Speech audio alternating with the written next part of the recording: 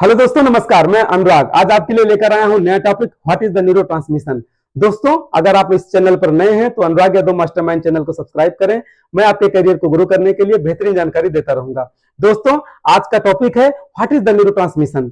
Neuro transmission क्या होता है, न्यूरो ट्रांसमिशन की प्रोसेस क्या होती है, और न्यूरो ट्रांसमिशन के बहुत ज्यादा हो जाने से, इस एक्टिविटी की बहुत ज्यादा हो जाने से कौन सी बीमारी हो जाती है, उन सब की जानकारी मैं इस वीडियो के माध्यम से दूंगा। आप वीडियो के अंत तक बने रहिएगा।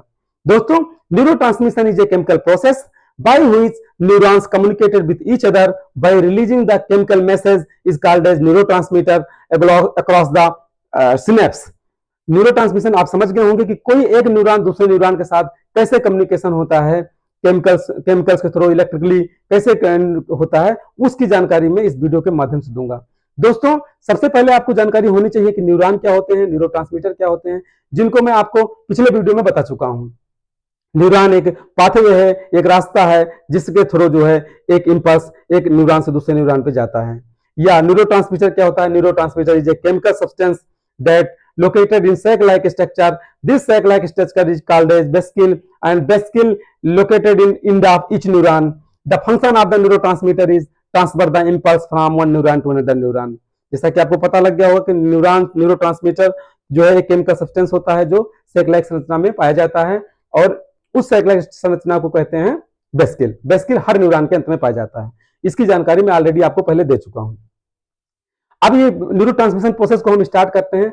सबसे पहले ये जानकारी होनी चाहिए कि जो न्यूरॉन होते हैं, जितने भी बॉडी में न्यूरॉन हैं, बिलियंस एंड ट्रिलियंस, उसमें क्या होता है, दो चीज पाई जाती है। न्यूरॉन की सरफेस पे दो चीजें पाई जाती हैं, एक होता है आयन चैनल, एक होता है रिसेप्टर। तो जब हम ये जानकारी होनी चाहिए कि सभी जितने भी न्यूरॉन है बॉडी में, सभी पे एक आयन चैनल होगा, एक रिसेप्टर होगा। तो आयन चैनल में होता है voltage gated sodium channel, N type, T type calcium channel. जैसे कि कोई इंपल्स, पहला स्टेप में क्या होता है, impulse need to come on the surface of neuron. सबसे पहले कोई इंपल्स या मैसेज या इंफॉर्मेशन किसी भी न्यूरॉन के सरफेस पर आएगा, उस समय क्या होगा कि वोल्टेज गेटेड सोडियम चैनल और N type, T type calcium channel, ये दोनों ओपन हो जाएंगे। जब voltage gated sodium channel open होगा तो उसमें से सोडियम आयन अंदर आएगा।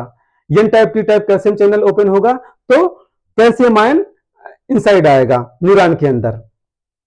यानी कि जैसे इंपल्स आया, उसके बाद वोल्टेज गेटेड सोडियम चैनल के थ्रू जो है सोडियम आयन आए, और T type, N type calcium channel के थ्रू कैल्शियम आयन आए।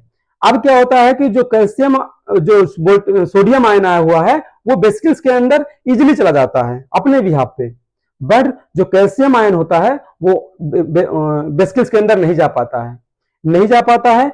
इस वजह से उसमें Sb2A प्रोटीन होती है जो कि वेसिकल्स में पाई जाती है, और वो कैल्शियम को ड्रैग करके इनसाइड लेकर आती है, क्या कहते हैं, वेसिकल्स के। अब क्या होता है, जो न्यूरॉन के अंदर जैसे ही सोडियम आयन और कैल्शियम आयन आते हैं वो डिपोलराइज हो जाते हैं, यानी डिपोलराइजेशन वाली स्टेट आ जाती है, यानी कह सकते हो एक्साइटेड स्टेट आ जाती है। सबसे पहले स्टार्टिंग फेज में क्या होता है, जब इंपल्स नहीं आया रहता तो हमारी जो सेल होती है, जो न्यूरॉन होते हैं, वो रेस्टिंग स्टेज में होते हैं। जैसे ही हमारा आयन अंदर आता है, सोडियम आयन, कैल्शियम आयन, वैसे ही सेल क्या होती है, एक्साइटेड स्टेट में पहुंच जाती है। अब क्या हुआ, सोडियम आयन चला गया, कैल्शियम आयन चला गया, कैल्शियम आयन जो है खींच कर लेकर गया कौन, Sb2A प्रोटीन। अब वेसिकल्स के अंदर आ गए। अब वेसिकल्स के अंदर क्या होता है, पहले से केमिकल सब्सटेंस है, आपको बताया मैंने कि जो न्यूरोट्रांसमीटर होते हैं ऑलरेडी वेसिकल्स के अंदर पाए जाते हैं। अब वेसिकल्स के अंदर आयन हो गए, और आयन वो हुए इलेक्ट्रिकली चार्ज हुए, आयन आ गए, और उसमें सब्सटेंस ऑलरेडी थे, केमिकल सब्सटेंस। अब इनके दोनों के बीच में रिएक्शन होगा, उसको कहते हैं इलेक्ट्रोकेमिकल रिएक्शन। इलेक्ट्रोकेमिकल रिएक्शन होने के बाद क्या होता है कि जो वेसिकल्स होता है वो फट जाता है, वेसिकल क्या होता है, ब्रस्ट कर जाता है। उसके बाद क्या होता है, उसमें जैसे ही ब्रस्ट करता है उसमें से न्यूरोट्रांसमीटर जो है रिलीज हो जाते हैं। वो रिलीज होकर के जो दूसरा न्यूरॉन होता है, जो दूसरे न्यूरॉन का डेंड्राइट्स होगा, और पहले न्यूरॉन का क्या कहते हैं उसको, पहले न्यूरॉन का दूसरे न्यूरॉन का डेंड्राइट्स, और पहले न्यूरॉन का जो टर्मिनल्स, उस दोनों के बीच का जो गैप होता है उसे कहते हैं सिनेप्स। तो जो न्यूरॉन, जो जैसे न्यूरॉन्स जो है वो वेसिकल्स ब्रस्ट होते हैं, वो जो न्यूरोट्रांसमीटर होते हैं वो रिलीज होकर के सिनेप्स पे जाते हैं। इस क्रिया को कहते हैं न्यूरोनल फायरिंग, इसे कहते हैं न्यूरोनल फायरिंग। अब न्यूरोट्रांसमीटर जो रिलीज हुए हैं उनके साथ तीन घटनाएं होती हैं। पहला होता है कुछ तो डैमेज हो जाते हैं, यानी कि जो कुछ होते हैं नष्ट हो जाते हैं, किसके थ्रू? एक माओ एंजाइम होता है, मोनो अमीनो ऑक्सीडेज एंजाइम होता है, जिसके थ्रू जो है कुछ न्यूरोट्रांसमीटर जो है वो डैमेज हो जाते हैं। कुछ न्यूरोट्रांसमीटर क्या होते हैं? रीअपटेक हो जाते हैं। एक प्रोटीन गेट होता है, उस प्रोटीन गेट के थ्रू रीअपटेक हो जाते हैं उसी न्यूरॉन में। और जो दूसरे कुछ न्यूरोट्रांसमीटर होते हैं वो जाकर के जो दूसरा न्यूरॉन है उसके रिसेप्टर से बाइंड कर जाते हैं। तो अब क्या हुआ कि जो ये प्रोसेस आई थी, अब इसका कम्युनिकेशन दूसरे न्यूरॉन की जो दूसरा न्यूरॉन था उस न्यूरॉन तक पहुंच गया। वो जो भी न्यूरोट्रांसमीटर निकला है वो जाकर के दूसरे न्यूरॉन के रिसेप्टर से पाया जाता है। आपको बताया था कि हर न्यूरॉन के सरफेस पे आयन चैनल होते हैं और रिसेप्टर होते हैं। अब ये न्यूरोट्रांसमीटर जाकर उस दूसरे वाले न्यूरॉन से रिसेप्टर से बाइंड हो गया।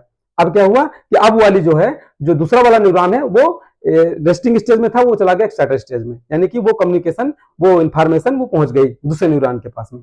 अब सेम प्रोसेस होगी उस न्यूरॉन में, यानी कि ये प्रोसेस कंटिन्यू रहेगी पूरी बॉडी में। अब क्या होता है, जैसे कि कुछ केसेस हैं, जैसे इपिलेप्सी के केस हैं। जैसे कि इपिलेप्सी केसेस में क्या होता है, जो न्यूरोनल फायरिंग होती है वो बहुत ज्यादा हो जाती है, बहुत ज्यादा।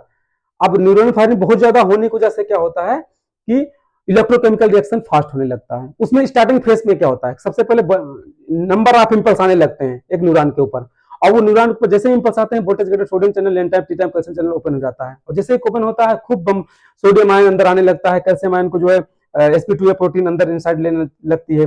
वेस्किल्स के अंदर, वेस्टिल के अंदर जो इलेक्ट्रोकेमिकल रिएक्शंस होने लगती हैं, इलेक्ट्रोकेमिकल रिएक्शंस फास्ट हो जाती हैं, फिर न्यूरोनल फायरिंग होने लगती है, बहुत ज्यादा होने लगती है। इस चक्कर में क्या होता है, बहुत ज्यादा इलेक्ट्रिकल फायरिंग हो जाती है, तो क्या होता है, इपिलेप्सी हो जाता है। जैसा कि इपिलेप्सी को आप जानते ही होंगे, transient sudden abnormal neural activity in the brain is called as seizure and unprovoked seizure is called as epilepsy. तो आप समझ गए होंगे कि इलेक्ट्रोकेमिकल फायरिंग बहुत ज्यादा हो जाती है तो हो जाता है क्या, इपिलेप्सी जैसी बीमारी हो जाती है। और डिप्रेशन में केसेस में क्या होता है कि जो हमारा सेरोटोनिन लेवल होता है वो लो हो जाता है, कम हो जाता है सिनेप्स पर, इस कारण में डिप्रेशन भी हो जाता है। तो इस न्यूरोट्रांसमिशन की वजह से बहुत सारी बीमारियां हो जाती हैं, जो ब्रेन अल्जाइमर डिसीज जैसे हो गया, इपिलेप्सी हो गया, डिप्रेशन हो गया, एंजाइटी हो गया, इन सब सारी बीमारियां जो है इस न्यूरोट्रांसमिशन के ज्यादा हो जाने से या कम हो जाने की वजह से हो जाता है। सो दोस्तों, अगर आपको ये वीडियो पसंद आया हो तो लाइक करिएगा, सब्सक्राइब करिएगा। Thank you so much.